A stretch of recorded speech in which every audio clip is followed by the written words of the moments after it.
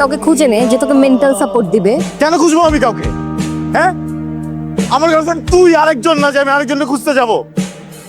তোর জন্য এই প্রবলেমে পড়ছি, হেল্প করবি, আমার সাপোর্ট হবি, এখন এই ধরনের কাজ করতেছিস তুই। একটা মেয়ে যদি চায় না, একটা ছেলেকে অনেক উপর উঠাতে পারে। আবার ওই মেয়ে যদি চায় না, ওই ছেলে একদম তলায় দেয়। আমার তলায় দিস না প্লিজ। আগে সময় দিতি না, এখন কিভাবে কথা বলতে হয় সেটাও জানিস না। আমার মনে হয় তো এই রিলেশনশিপটাকে ব্রেক নেওয়া দরকার। যা, যে বিহেভিয়ার শিখে আয়, তারপরে আয়, বুঝছিস? না, আমাদের ব্রেক নেওয়া উচিত না, আমাদের ব্রেকআপ করে ফেলা উচিত।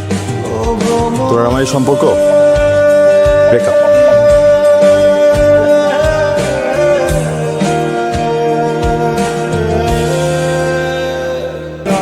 এক্সকিউজ মি, আপনি আবার আসছেন? আপনাকে সে আমি বলছিলাম এগুলো নিয়ে আমার কোনো ইন্টারেস্ট নাই। বারবার কেন বিরক্ত করতেছেন আমাকে? আমি আসলে ওই দিনের ব্যাপারে কোনো কথাই বলতে আজকে আসিনি। আমি একটু অন্য ব্যাপারে আপনার সাথে কথা বলতে আসছি। আমি একটু বসতে পারি প্লিজ? আসলে চাচ্ছিলাম যে মানে সব ধরনের সম্পর্কই তো ব্রেকআপ হয়ে যায়, কিন্তু ব্রেকআপ হয় না শুধুমাত্র ফ্রেন্ডশিপটা। আপনি খুব সুন্দর মনের একজন মানুষ, and আমি চাই আপনার সাথে বন্ধুত্বটা আমার থাকুক। ও, যাতে ফিউচারে যে আপনার লাইন ঘাট ইজি হয়ে যায়। না না, বিষয়টা একদমই তা না। মানে আমি অনেকদিন ধরে আপনাকে অবজার্ভ করছি, আপনাকে দেখছি। আপনি অনেক ভালো মনের একজন মানুষ, আর আমি চাই এমন ভালো মনের একজন মানুষের সাথে আমার বন্ধুত্বটা থাকুক। আচ্ছা, আমাকে একটু সময় দিন, আমি ভেবে দেখবো। ঠিক আছে, টেক ইউর টাইম। বাট আমি আজকে আপনাকে একটা কথা বলতে চাই। সঞ্জু আপনার বয়ফ্রেন্ড, রাইট? আপনি সঞ্জুকে বলছিলেন? কিছুদিন আগে ফেসবুকে আমি একটা পোস্ট দেখি, ওরা রিলেশনশিপ ডেভেলপমেন্টে কাজ করে, মানে কন্ট্রাক্ট রিলেশনশিপে কাজ করে, যেটা টিম লিডার আপনার বয়ফ্রেন্ড মানে সঞ্জু। আমি হয়তো আরও কিছু কথা বললে আপনার বিষয়টা ক্লিয়ার হয়ে যাবে। আমি সঞ্জু মানে আপনার যিনি বয়ফ্রেন্ড, তাকে আমি আপনার ছবিটা দেখাই। দেখানোর পর আমি ওকে বলি যে আমি এই মেয়েটার সাথে প্রেম করতে চাই, আই লাভ হার, আমি এই মেয়েটাকে বিয়ে করতে চাই। আমি জানি সঞ্জু আপনার বয়ফ্রেন্ড। সঞ্জু আমাকে কোনোভাবেই এটা ডিনাই করে না, ও বিষয়টাকে আরও অ্যাকসেপ্ট করে না। ও বলে যে টাকার বিনিময়ে আমি আসলে এই ধরনের কাজ করে থাকি, সো আমি টাকার জন্য এটা করব। আমি ওকে বলেছি যেহেতু পিঙ্কি আপনার গার্লফ্রেন্ড, আপনি চাইলে অন্য অপশনে যেতে পারেন, আমার কোনো প্রবলেম নেই, আমি তো আপনাকে টাকা দিচ্ছি। বাট ও নিজে থেকে আমাকে বলে যে ওর মতো কোনো মেয়ের সাথে ব্রেকআপ করে ফেলে আমার কোনো যায় আসে না। I am being honest with you. ও আসলে আমার থেকে খুব বড় একটা অ্যামাউন্ট চার্জ করে। সো আমি যেহেতু আপনাকে পছন্দ করতাম বা ভালোবাসতাম, সো সেই জায়গা থেকে ও যখন বলেছে he can do it, so আমি আর আসলে বিষয়টাকে অন্যদিকে নিয়ে নিই, আমি ডিলটাকে অ্যাকসেপ্ট করে নিই।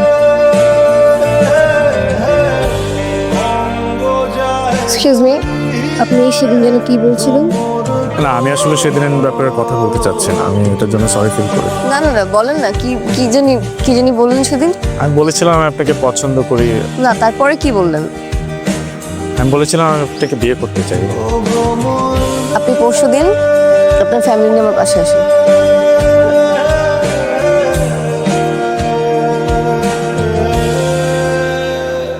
হ্যালো, কই তুই?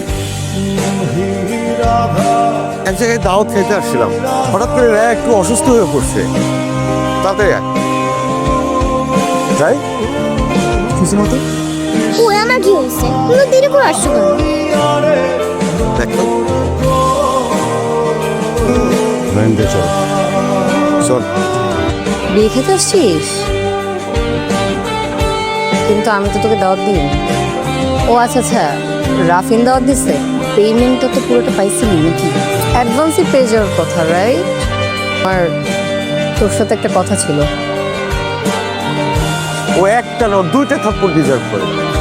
একটা হইতেছে ওর ভাস্তির কসম খেয়ে চুপচাপ ছিল, আর আরেকটা হইতেছে আজকে বিয়েতে কোনো সিনকেট হবে এইটা ভাবে ও এখনো চুপচাপ আছে। ভাইয়া, আপনি জানেন না কি করছে? ও 1 লাখ টাকার বিনিময়ে নিজের ভালোবাসা, নিজের সম্পর্ক বিক্রি করে দিচ্ছে। কথা বলবে না তো এখন? ও রায়ের কসম কাটছে না। আমি আমি আমি তো কসম কাটি নাই, আমি বলি তুই কি শুরু থেকে বলি তুমি ওরা বিয়ের জন্য প্রেশার দিছিলা না? বলছিলা না যে নিজেকে কিছু করতে? ও গেছিল ভাইয়ার কাছে, কিন্তু ভাইয়া ওকে সাপোর্ট করে নাই। মাঝখানে প্ল্যানটা আমার ছিল। আমি ওকে বলছিলাম যে ওর তো একটা ভালো গুণ আছে, মানুষের রিলেশনশিপ করা যায়। তো ওইটার মাধ্যমে যদি কিছু টাকা ইনকাম হয় তাহলে সমস্যাটা কোথায়? ওই টাকা দিয়ে কিছু বিজনেস করতে পারবে। প্ল্যান ভালো মতোই আগাইতেছিল, সব কিছু ঠিকঠাক ছিল, কিন্তু মাঝখান দিয়ে এই লোকটার সাথে পরিচয় হয়েছে। আরে তুমি তোমার মতন বিয়ে করতে চলে গেছো, ওর মতন চলে গেছে, এটা কোনো কিছু হইলো? তোমাদের তোমাদেরকে কি বলবো, আমার আর কিছু বলার নাই আসলে।